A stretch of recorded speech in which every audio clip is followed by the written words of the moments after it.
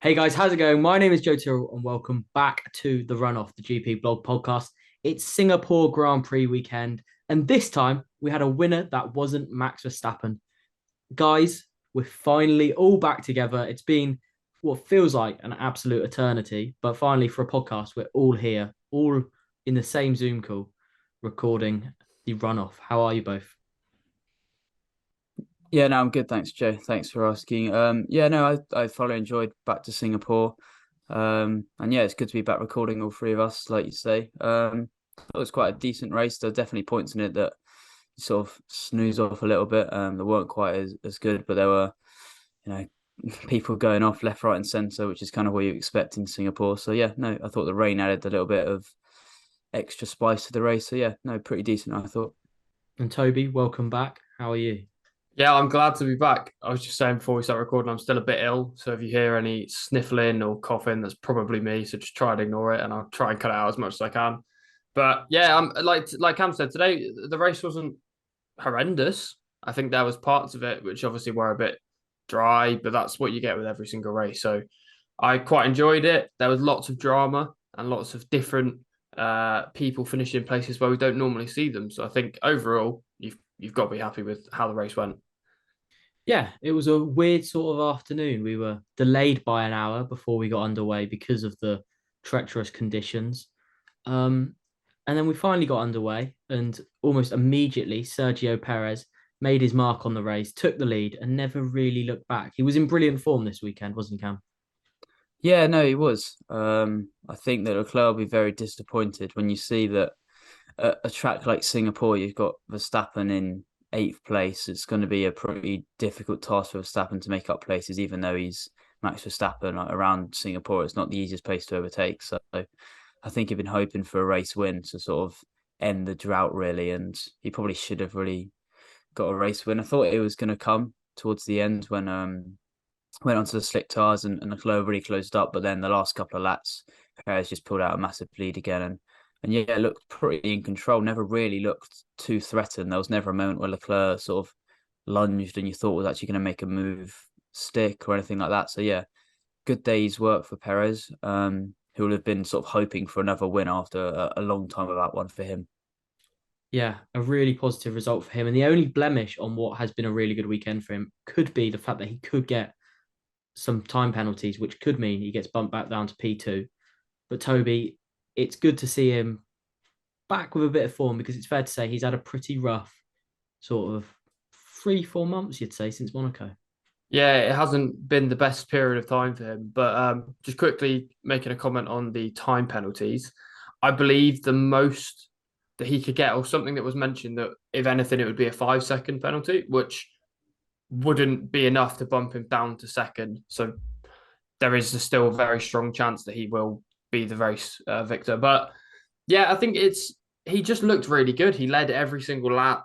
There was just nothing really to tarnish his race today at all. I don't think he perfectly defended when he needed to, and there wasn't much of an attack from Leclerc apart from when there was a safety car restart or a virtual safety car kind of ending. So I think in how do you say it? Like in football, you'd say in open play, but when it comes to that in the race, he did everything perfectly and didn't have any issues. Yeah, he didn't have any issues. It was a really solid race. I thought both drivers, Leclerc and Perez, got away from the line really well, but Perez just had that extra bit of speed off the line and got a really good start. And I'm pleased for him, to be honest, because it has been the Max show for the last sort of, well, feels like the entire season now, but it was good to finally see Perez get some points on the board. A word for Ferrari, Cam. They looked better this weekend. Well, Leclerc looked a bit better. Yeah. Sainz, I was very disappointed with. I mean, Science, I thought, was fortunate to finish P3 in the end. really fortunate. I mean, Hamilton messed up massively. I think he was the reason why he went so like deep into that corner that then basically cost him his whole race was because of like being stuck behind Sainz for so long. Like the gap between Sainz and Leclerc was just growing every single lap in that first period of the race, and I think he got up to 10, 15 seconds between the two, and you're in the same machinery, same conditions. And Hamilton was looked like he was way quicker than Sainz, and it was obviously frustrating for Lewis to not be able to get past. So It was a bit worrying for Sainz really because you normally expect a bit of a gap between him and Leclerc, but not perhaps that big. I was quite surprised. It was the gap between them seemed so large, and Lewis will be kicking himself really at the couple of mistakes that he made in the race that ultimately cost him a potential podium, which looked pretty on for the first 20-30 laps. Yeah, I thought it was a bit disappointed that Hamilton couldn't get past Sainz earlier and at all in the end, because I think it held Hamilton up, who had had a really solid weekend, and he could have maybe challenged for P2 or maybe even P1 because he was just having a good weekend around Singapore. It's hard to overtake. So I was a little bit disappointed that Hamilton couldn't make the move stick. I don't know about you, Toby. Yeah, it was just Hamilton's race slowly deteriorated as it went on. You heard him on the radio saying, "Oh, this person in front's too slow," but Sainz was still managing to stay in front of him. So, I mean, when you look at the final result for Hamilton, you're obviously going to be, or if I was Hamilton, you're going to be annoyed. But I think, I mean, overall, speaking back on the Ferrari point as well, Ferrari have done very well this weekend since we've been saying that they're now in a fight with Mercedes. Yeah. I think when you look at it in that perspective, because I think, well, Red Bull have run away with it. We're all but certain of that now. So when you look at it comparatively to the Mercedes Ferrari fight, sorry, the Ferrari will be so happy. Yeah, Ferrari will be very pleased indeed. A little word for the two teams that had absolute shockers this weekend. Alpine and Williams both had double retirements. It wasn't easy going out there, was it, with the rain? Slightly unpredictable conditions. Yeah, it was tricky out there. And yeah, it's just a lot of. I mean, it's kind of what you expect in Singapore. You know, there's going to be safety cars, there's going to be virtual safety cars, but it seemed like that's one point in the race, like every couple of laps, you were just the camera was panning and someone was in the wall. And I mean, there was several drivers who, like Hamilton, sort of like went into the wall somehow, like got away with it really. And so yeah, it was pretty treacherous out there. I was quite disappointed that the Russell gamble onto the slicks so early didn't work. I'd love to have seen like a crossover period where the slicks were really good and people went on them straight away, but that kind of didn't really happen. It was quite a slow, gradual transition from inters to slicks. But most people, if there was people struggling on the inters, and yeah, Williams and Alpine, a weekend to forget for both of them. Yeah, it's just frustrating when you have double retirements for your cars, and Alpine especially will be kicking themselves because of they should be really scoring points most weekends. They will feel. Yeah, absolutely. And just finally, before we go into our winners and losers, a quick word, I think, for Alex Albon, who just 2-3 weeks ago was on a mechanical ventilator. And so to somehow get back for the Singapore Grand Prix and be in a fit state to race, it was disappointing. It ended in a DNF, but pretty miraculous, really, to see him race this weekend. Yeah, it just shows how much of an athlete F1 drivers have to be.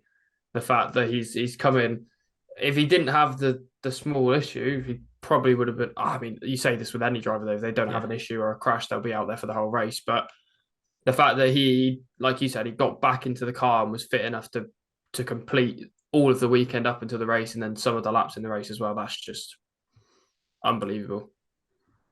Yeah, commendable. Well done, Alex. So it's good to see you back. Winners and losers now, lads.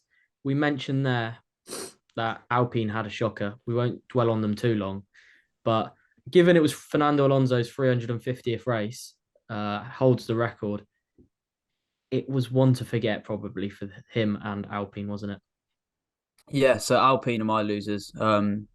Obviously, yeah, Alonso not the race you'd want on a sort of a momentous occasion like he had. Disappointing for him and disappointing for Alpine. Obviously, you see Ocon retire as well, and it's more disappointing given how McLaren fared. I mean, those two are fighting for fourth in the constructors. There's millions of pounds at stake for a couple those positions basically, and McLaren having a really good weekend and Alpine having a shocker is perhaps swung things totally in McLaren's favour. Obviously, still a few more races to go, but McLaren will certainly feel buoyed by that result. And for Alpine, yeah, very disappointing. You want at least one of your drivers scoring points most weekends when you're fighting for fourth in the constructors, really. So it'll be disappointing for them to have both retirement, especially for Fernando on an occasion like he had, to not really finish the race is just a bit frustrating, I'm sure. Yeah, disappointing. And Toby, your winners actually can mention them there. McLaren, that swing, points. I think was it quite high finishes? Was it P4 and P5 for Yeah, McLaren this week? 22 in total. A massive point swing. Yeah, the fact that Lando Norris was running in top 5 for basically the whole of the race, and then out of nowhere, like there was a dry period, and then Daniel Ricciardo's in P5 all of a sudden. It was so out of nowhere. I didn't even realize he was like there. Because he was started way down, and there was one point at the start where I saw him sort of making up a few places. He was tussling with Verstappen, but he was still down in 13th, 14th, 15th. It was like, well, it's just the same old week for sort of Danny Rick. But then for them to pull that out is massive in their battle with Alpine.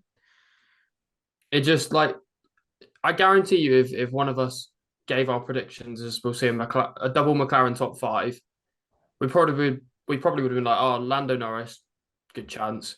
Daniel Ricciardo top 5 as well, probably not. And like you said, We'd have let that as a surprise. Yeah, the points difference is just compared to Alpine. I think it's moved McLaren ahead now in the constructors.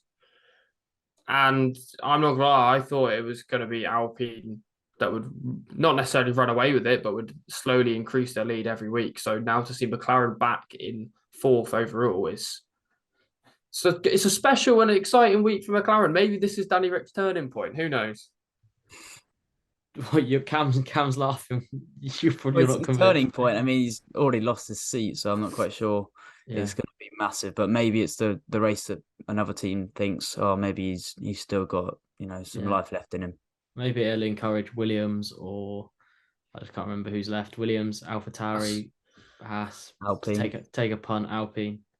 But doesn't look likely. I've not seen too much about Danny Rick.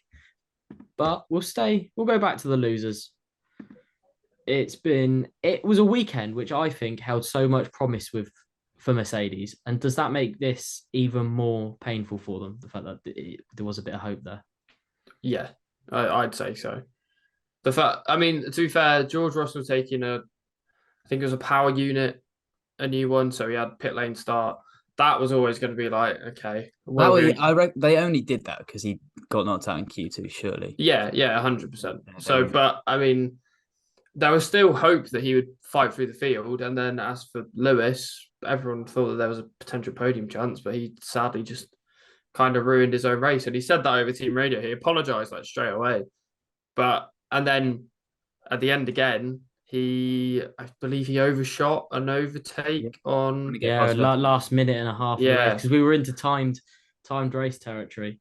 Yeah, so he lost another place because of that, trying to get past Vettel, and Mercedes' decision to put Russell on the medium so soon was just like, I was happy to see it. I was like, oh cool, there's something to spice up this race, and we're going to see Russell suddenly putting in some really good sectors. The slicks are going to be like 10 seconds a lap quicker, and he's going to race through the field. But it was a complete opposite. I mean, I think it was like 3 seconds slower than Perez in sector 1, and then you're looking at that something, and it's just like no way. Lots of teams were talking about switching to slicks though, but which is probably why they gambled. I'm sure, they gambled, but the thing is, that ruined his race. But they gambled because he got knocked out in Q2. Yeah. I think that's the only reason, because that led to him starting the pit lane, which then led to him being at the back of the field, which then led to them putting the slicks on and experimenting. But I understand going for it. But it was so much earlier than anyone else was actually so early. You never want to be the puppet who's the first one out on slicks. You want to let someone else do it. You don't want to be the team that's doing it. And then if it is good, you jump on it straight away. But I don't think it was the right decision, really. It was a great decision to watch because you're oh, it's exciting. There's a bit of intrigue here. You don't know what's going to happen. But in terms of Mercedes' point of view, I don't think it was the right decision. And you could see as soon as he came out of the pits, almost dropped it, didn't he? It's like turn 2, he lost his rear and just slid through the corner and somehow managed to hold it. Yeah, I don't know how he held that, to be fair, but I think from a Mercedes point of view, is it got so bad for Russell that they had nothing to lose, really. So yeah, he was running down in P14. He couldn't get past Valtteri Bottas, so at that point, you may as well just go for it, is what they would have thought. Yeah, fair enough. But no, it wasn't to be for Mercedes. They are losers, and we've not really touched on Hamilton, who did have a bit of a stinker in the end. Two mistakes near the end of the race. But Cam, your winner. No, yes, Cam, your winner. Sorry. Yeah, That's Toby's winner. Cam's winner. Aston Martin is my winner.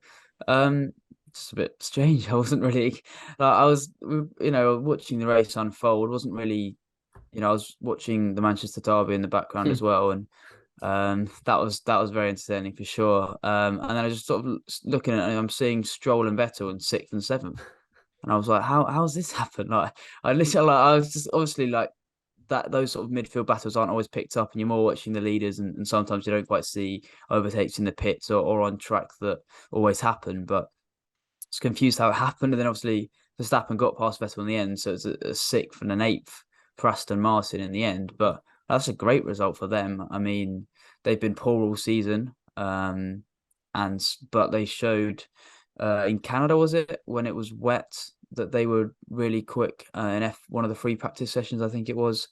So there's clearly some potential in the car when it's wet. And it's been sort of race pace for Aston Martin throughout. Just qualifying's been lacking, and yeah, yet again they put out a good result from a position that didn't really look like it was going to happen. I mean, sixth for Stroll is a great result. Vettel getting eighth is still a decent result. So yeah, Aston Martin thoroughly impressed. I was thoroughly impressed with them, and I'm just not quite sure how they actually did it. Really, like just sort of came up, sprung me by surprise, and actually sort of was looking and saw that Stroll was in sixth. Yeah. I'm pleased for Aston Martin because it has been a pretty torrid season for them. At times, they've looked like the worst car on the grid. And I want Vettel to get some results before he retires. So points for both Aston Martin drivers. And you'll find out in a minute why I am also very, very happy about that. But coming up in just a week's time now, we've not got long to wait before the Japanese Grand Prix. And we are, I sort of always feel like when the Japanese Grand Prix comes along, that's when you sort of know we are in the end of the season territory. But yeah, back for Japan. Are we looking forward to that race? I am. I haven't, we haven't been to Suzuka for before COVID, so certainly been a while. I'm sure, now got a Japanese driver on the grid, so Yuki Tsunoda will be certainly looking forward to it. I'm sure we'll get a great welcome there. And yeah, I'm looking forward to seeing Suzuka with these new cars and just seeing what it's like. Hopefully it provides a good race. Yeah, that's about all I can say. I'm just hoping that it produces a really good race, and it's nice to see Suzuka back on the calendar because I think it's a classic track that you kind of want to see every year, and we haven't had to see for the last couple of years. What happened the last time we went to Suzuka? Can anybody remember? It was so long. It was quite a long Like time. 2019. Valtteri Bottas win? Yeah, Valtteri Bottas win. Can you remember who was on pole? Testing knowledge, Toby. Was it? I don't know, like Sebastian Vettel. Yes, it was Sebastian Vettel on pole. Come on, wasn't Perfect. it? I didn't even watch Sebastian F1 Vettel in on pole. 2019. Sebastian Vettel on pole. Lewis Hamilton fastest lap, but Bottas won with Vettel second and Lewis third. And that was the race. I don't know if you remember that Typhoon Hagibis messed with the calendar. So it meant we had qualifying and Race on the same day. the race on the same day. And that was a very, very long day for me. I remember that. It was a long and painful day. And I don't think it was a great race either. So yeah, I won't be, I'll be honest, lads. I don't know if that's one I'll be getting up for. It might be one I've watched the highlights on. What time does the race start? It's a 6 a.m. start. It's a 6 a.m. start. That's my guess. I think I will catch up on the highlights on that one. Probably shouldn't be admitting that, but I think that's a highlights job. But prediction time. Cam, over to you. You're going to run us through what happened last time. No, yeah, well, what happened last predictions? Yeah, well, it seems like a long time ago we did this because it was a long time ago because the last podcast was after Monza, which is 3 weeks ago now. So it's been a while. Obviously, Toby wasn't there, but he sent his predictions in. Unfortunately, me and Toby both got all our predictions wrong, so it shows how much we know. Well, we both predicted Max would win from pole, so obviously he looked like he was going to get pole before Red Bull brought him into the pits, and then he was not really close to getting the win. And so your surprise for this race was that De Vries would be racing for Williams, not Latifi, which It is was bold. bold. I like it. I mean, Latifi's now not at the team for Yeah, next you're not getting year. points though. No, I'm not. I'm not arguing that I'm getting points, but I mean, some part of it happened. uh, and I predicted that there'll be 2 AlphaTauris in the top 9, which again didn't happen. As for Joe, well, he predicted George Russell will be on pole, and he finished 11th in qualifying. So I'm almost tempted to deduct him a point for that. And he also predicted a Max win like us, and that obviously didn't happen. But for some reason, he managed to predict that Aston Martin would have a driver in the top 6, and Lance Stroll finished 6th. So, because that was a surprise as well, that gets you 3 points. So the current standings are Joe at the top with 14, second is Toby with 10, and I'm bottom with 9. So, yeah, it's not looking good for me. I didn't realise he had a 4-point lead on us. Yeah, with a couple races to go, Joe is Race to go. marching us. I'm going for the championship. I want an early victory. I want to be able to enjoy the Abu Dhabi Grand Prix. So I will take a few more surprises. But this week's predictions, Toby, I'll start with you. Who are you going for? Let's go for a Max pole and win. Because he's going to be an angry man, and I feel like he'll just win. Surprise! Oh God! Lando Norris podium? Is that a surprise? Yeah, I like Yeah, it. we'll give you that. I think we can give you that. I mean, I think he is still the only one driver to get on the podium that's not Ferrari, Red Bull, and Mercedes this year so far. So Yeah, no, I like that. I like I think that. that's fair. Yeah. I'll go next then. We'll predict. I want to be a bit different. I'm gonna just stay behind Toby otherwise. So I'll predict that Leclerc will be on pole because he loves getting poles. Max Verstappen will win. I'll just do that because I want to get a secure point. And the surprise would be that retirement for Sergio Perez. I feel like Checo won't finish the race. I'm going with Charles Leclerc, 10th pole position of the season, I think it will be, which is actually kind of mad when you think he's only It's won actually crazy. a few races. Yeah. So Charles Leclerc on pole. I'll go Max to win, Max for the W. And let me have a look at the standings. AlphaTauri top 6. Love the top 6 predictions. Fair play. I like it. I'm going with Pierre Gasly as well. I'm going with Pierre Gasly. not Yuki at his home race. No, me. Honestly, he would be out the door if there was any common sense. But there's another stinker for Yuki Tsunoda. He deserves a mention because I think he's a very lucky boy to not have. I did predict actually before the race. I mentioned to one of my housemates that Tsunoda would crash in the race, and he did. So I was a little bit happy with that prediction. That's a good prediction. But those are our predictions for 1 week's time. Lads, thank you as always for joining me. That's about all we've got time for this week. Before we rejoin for the Japanese Grand Prix, bright and early in the morning, I'm sure we'll all be watching it. Contrary to what I've said, I'm sure we'll all be watching it. But as ever, thank you, lads. Thank you for joining me. Thank you for having us. Cheers, Joe. Thank you. We'll be back next week. But until then, have a wonderful week and we'll see you soon. Like, let's go.